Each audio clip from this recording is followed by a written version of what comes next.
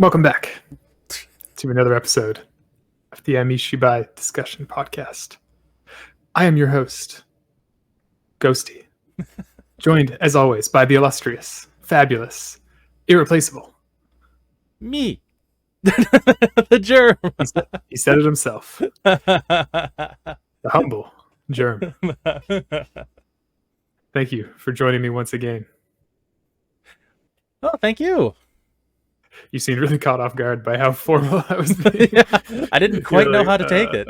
Like, it's so formal. Oh, next thing you know, he's gonna be never holding been polite to you before. Never. I'm a nice guy. Everybody says it. They say, Ghosty, man, such a nice guy. So your life has been insane the last little bit. You don't mind me I'm bringing busy. it up? Yep. Doing some traveling. I'm in Europe. I'm in America. I'm in Asia next. And our last recording session, you were sick. Oh, was I? Yeah, that was your food poisoning night. Oh, yes. It could have been Chipotle. I'm not going to say anything 100% for fear of defamation laws, but it seemed like it was Chipotle. So I might not be able to eat Chipotle ever again in my life. I think like it really depends what you normally eat. I think like if you're not used to something, that's when it really hits you hard. I eat Chipotle past tense, like twice a week. Maybe you just had bad luck, like a chef or something.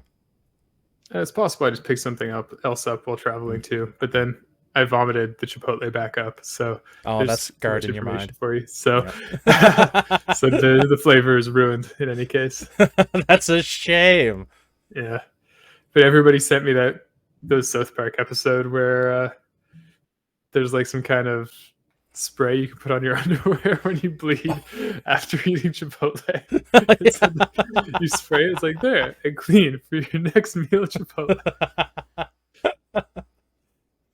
Oh man, those guys are so clever and quick. Oh, they can get away with so much. Mm-hmm. Talking about the long running shows, I feel like South Park is going to be one that dies after the creators stop working on it. Oh, 100%. I can actually see it ending somewhat soon.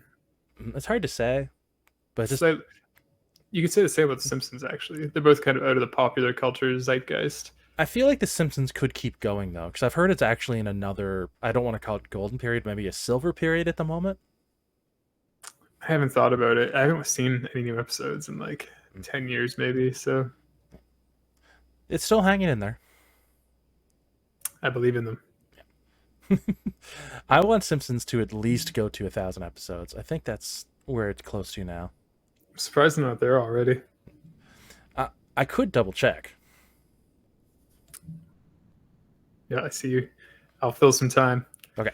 I think they're at like 30 seasons. They have the record for the longest running animated TV show for seasons or something like that. It might also be longest running TV show. 35 seasons. Yeah.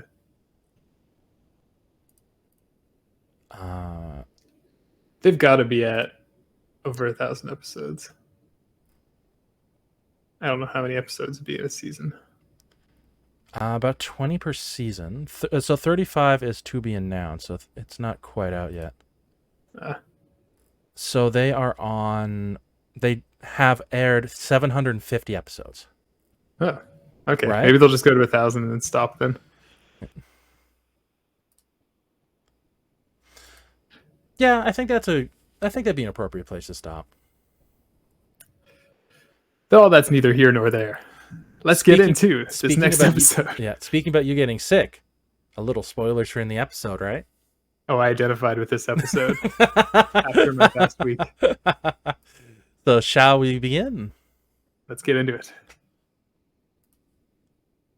Step right up and have a look. It's time for Yami Shibai. Episode 4 of season 5, I think. I'd have to double check. Pretty sure it's 4. I shouldn't have even bothered trying to guess that. Night bus. We join our main character on a night bus with his 3 friends. He feels the Chipotle hit hard, so he asks the bus driver to stop at the next stop. His friends tease him from the bus. Makes sense. What is it, your first burrito bowl? He's able to make it in time, thankfully, for everyone involved. But coming back, he's unable to find his bus since there are so many in the parking lot. Episode 5, by the way. Oh, well, good save. He looks around hurriedly until he finds his bus, but everyone seems to be in a state of melancholy. Probably Perhaps the the stank. Chipotle also hit them. I was gonna say that Stanky left behind. He's on the bus now, and everyone's awake, staring gloomily forward. Even his friends are ignoring him. What happened while he was away? They're all trying to hold it in. Just concentrating. Hold your breath, hold your breath. He receives a text from his friend 2 rows behind him. You've got mail. He brings up the text and reads it. What are you doing? Our main character responds asking, what happened? He gets a quick reply from his friend, who sounds worried for him. He says, what are you talking about? Don't joke around. We get a call from a different friend, one sitting just across the aisle. We look across to see his friend just sitting there, no phone in sight. He decides to answer the phone, and it's his friend's voice. She sounds worried. He can hear his other friends in the background cracking jokes. His friend, ominous quotes, in the bus with him slowly turns her head, blankly looking at him. But it's not only her staring at him. Terrifying, even in just real life. That is kind of a creepy one. We cut to an angle of the back of the bus, and the bus honks its horn. What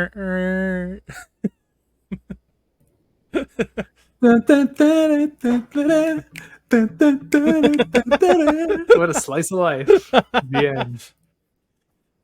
Oh, it's a unique episode for sure. Yeah, it's something we can all identify with. Farting on a bus. Yeah, the long haul bus. I've been on them before, and there's usually a bathroom in the back. I noticed explicitly in a couple of these scenes that they show the back very clearly, that there's no bathroom. I'm trying to remember where I read this. I don't think I grabbed the comment, and I apologize if I did. Someone did say they discourage people from using the washroom on the bus. That was going to be my follow-up. Yeah, they say try not to use it because it's going to stink everybody out, and they'll have that same expression. Like, and if you do, don't poop in it because, yeah, you'll ruin it for everybody involved. So I don't even know why they bother putting them on there, honestly. I mean, in case it's an emergency. Better in the toilet than on the seat, I guess. I guess so. Yeah. Yeah, I've only traveled on an overnight bus once, and it's fine. It's not great. When did you travel on an overnight bus? Where'd you go? I believe maybe that's too much, too personal. Oh, that's fair, but it was during the college years. That makes sense. That makes sense. I've taken them a few times. They always kind of suck. Like, what would ever be like a 3-hour drive normally would be like 7 on the bus. So not really worth it. I mean, like, if you don't have a car. Even then, like, just find somebody that's going that direction. You'll have a better time. So, did you spot where the real footage was? Oh, good question. Because I went Maybe over. I went over. Phone? I didn't actually notice. I went over it a few times, and I only noticed later on. So you think it was the cell phone? And you are correct. That is where it is. That could have been the hardest thing to draw. But they drew the stuff on the cell phone, so weird, right?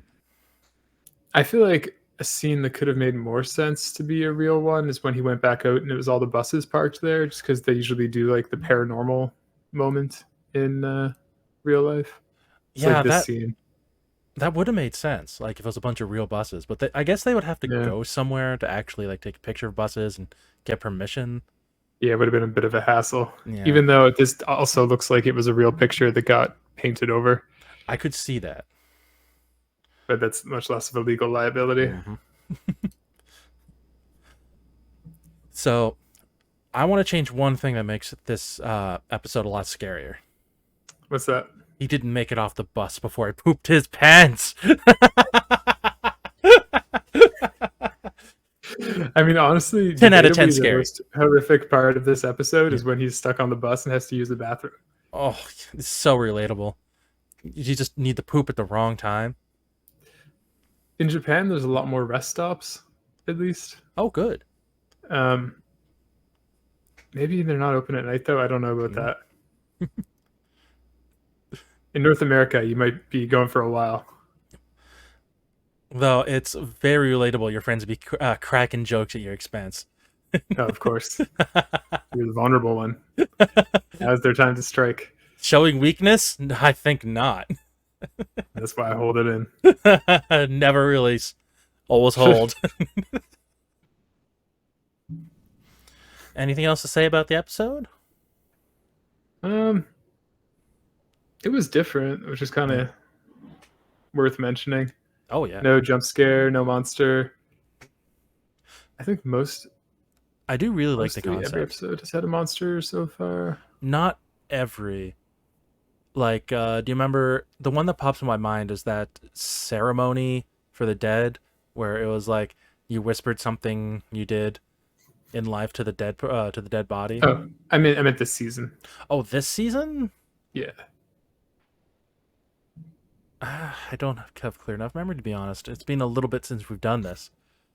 So It's a little bit different than I will go episodes find that out way, right and now. also it's not like a kid's lesson. But I think this season hasn't really been kids' lessons. So Yeah, so we've done tongue, fish tank, sewing shields, and red high heel. Would you say red high heel was a monster? I would say she was like running beside the car. Fish Ghost. tank for sure was. Yeah.